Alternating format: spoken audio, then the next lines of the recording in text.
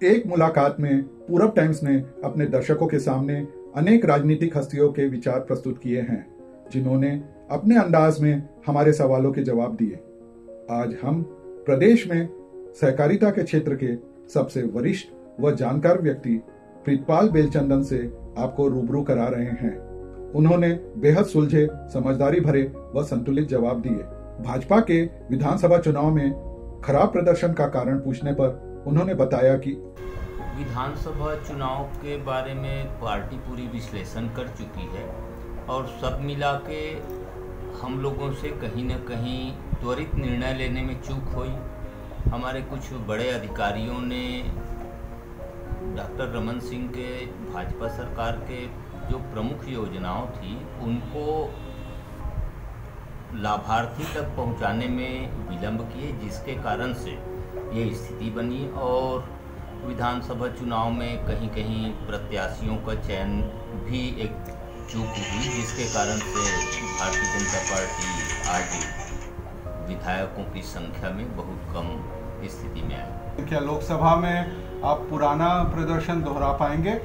लोकसभा चुनाव में दुर्ग लोकसभा क्षेत्र पुराना हम पराजित हुए थे, लेकिन लोकसभा क्षेत्र में जो कार्यकर्ता हैं बीजेपी के, उनके मन में तड़प है कि हम स्वर्गीय ताराचंद जी साहू के समय जो हर समय सांसद देखते थे, उस स्थिति को पुनः निर्मित करेंगे।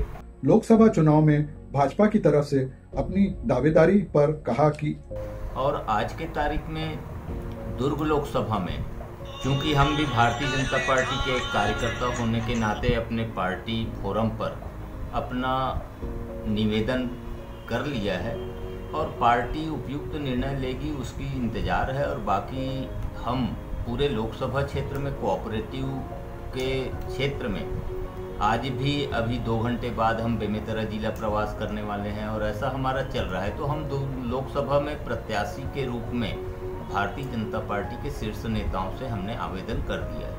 तो अपन ये माने कि विधानसभा में टिकट नहीं मिली, इस बार आपकी टिकट दावेदारी एकदम पुख्ता है? राजनीति में तो भविष्य का अच्छे निर्णय की प्रतीक्षा करना राजनीति का प्रमुख वो है, कभी समाप्त नहीं होती। इसलिए हमें उम्मीद है पार्टी के शीर्ष नेता हमारे संबंध में उचित समीक्षा कर निर्णय लेंगे।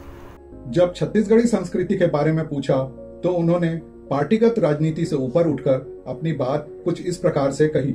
लेकिन किसानों के मामले में वर्तमान सरकार जो कॉन्सेप्ट लेके आई है, वो कॉन्सेप्ट को यदि चंदूलाल जी चंद्राकर सन 81 में पूरे देश के कृषि मेला को यहाँ अंजोरा में स्थापित किए थे और उसके बाद शेष जो छत्तीसगढ़ निर्माण के पहले किसानों की दयनीय स्थिति थी, ये स्थिति को वर्तमान सरकार जो नरवा गरवा घुरवा बाड़ी का कॉन्सेप्ट है, शायद 81 में यही कॉन्सेप्ट को ले आए होते तो ये पुरानी बात को नए रूप में प्रदर्शित करने का कांग्रेस को ज़रूरत नहीं पड़ती।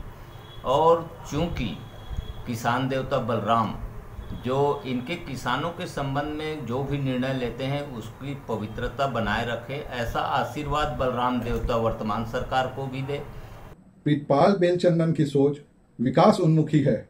ऐसे बहुत कम राजनीतिज्ञ मिलते हैं जिनकी सोच इतनी स्पष्ट होती है। आज से मुक्त करना डॉक्टर रमन सिंह का बहुत महत्वाकांक्षी योजना था, जिसको शायद हमारे जैसे कार्यकर्ता किसानों तक नहीं पहुंचा पाए। इसके कारण भी हम लोगों को विधानसभा में कुछ नुकसान उठाना पड़ा। तो हम ये समझते हैं कि सरकार किसानों के लिए कार्य कर रही है, अच्छी बात है, लेकिन किसानों के आधारित जो इनका कॉन्सेप्ट है कृषि आधारित उद्योग लगाने की, इसको स्वस्थ मन से अच्छी समीक्षा कर लागू करे, ये हमारी शुभकामना है वर्तमान सरकार को। तो क्या आपको लगता है कि इस बार जो चुनाव है जिसमें 11 संसदीय सीट है, इस बार आप क्या अपनी पुरानी सरकार के कंसेप्ट को और नरेंद्र मोदी सरकार के जो उपलब्धियां हैं उसको पहुंचा पाएंगे? भारत सरकार का किसानों के संबंध में जो 2022 तक आय दोगुना करने का संकल्प है, ये अपने आप में बहुत ऐतिहासिक संकल्प है और किसानों के बीच में इस बात को हम लेके जाएंगे। और नरेंद्र मोदी जी की जो वर्तमान कार्यशैली है उससे किसान लोग अब विधानसभा में जो निर्णय किए हैं उस निर्णय को परिवर्तित करने का मन लगभग बना चुके हैं मोदी जी के लिए।